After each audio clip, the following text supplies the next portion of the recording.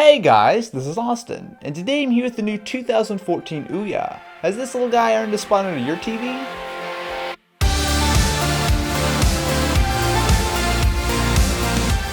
Take a look around and you'll see not much has changed on the surface. The Ouya is still small enough to fit in the palm of your hand, and it's got a simple, nice looking design. It's entirely made of plastic, which might not quite match the feel of an Xbox or PlayStation, but then again it's not trying to match their prices either.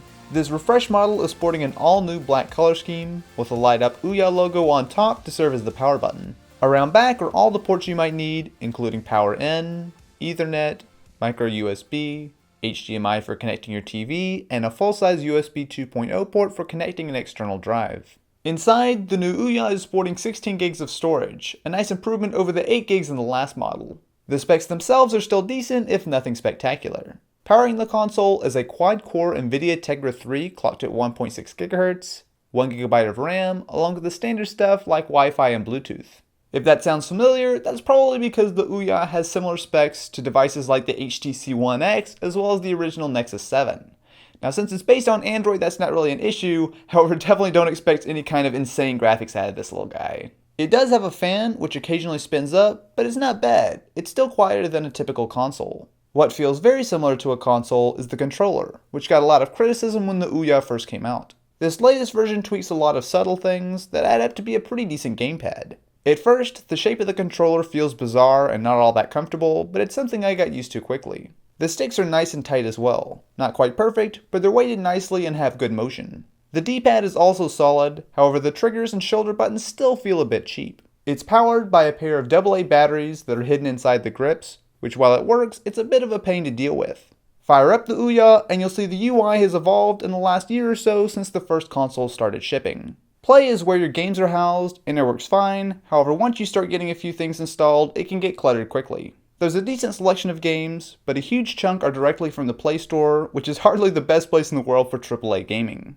There are a few legitimately fun games, like BombSquad, which has you fighting off waves of enemies on a platform, along with DubWars, which is a twin-stick shooter that syncs your weapons up with the music. These are great ways of showing off what the Ouya is capable of, but they're few and far between. There still aren't any killer apps for the micro console just yet. On the flip side, a lot of games like shooters that I can never quite get behind with touch controls work really nicely once you have a physical controller. ShadowGun is probably the best example of the graphical horsepower inside the Ouya. It looks and sounds great. The biggest draw for a lot of people though are going to be the emulators. Just like an Android phone, you can load up classic games from most systems, including the Nintendo 64, Game Boy Advance, NES, and more. Performance isn't a major issue with most of the games I tried, and the good D-pad on the controller was a huge help in games like Pokemon Emerald.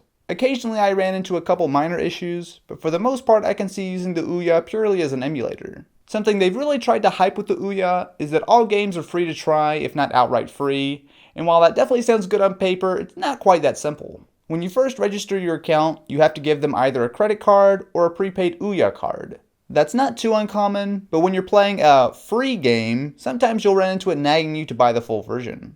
Since it has your card, it's as simple as clicking the wrong button and you've just bought the full game. For the most part, the interface is pretty polished, but every once in a while you'll see a standard Android menu pop up, which just looks out of place, or if you need to jump into the settings, you'll see it's entirely unchanged from what you would find on your phone. At $129, the new Ouya has seen important upgrades on both the software and hardware side. For emulators and a few Android games it's nice, same thing if you want an XBMC box, but for the most part the Ouya just isn't quite a full-fledged console just yet.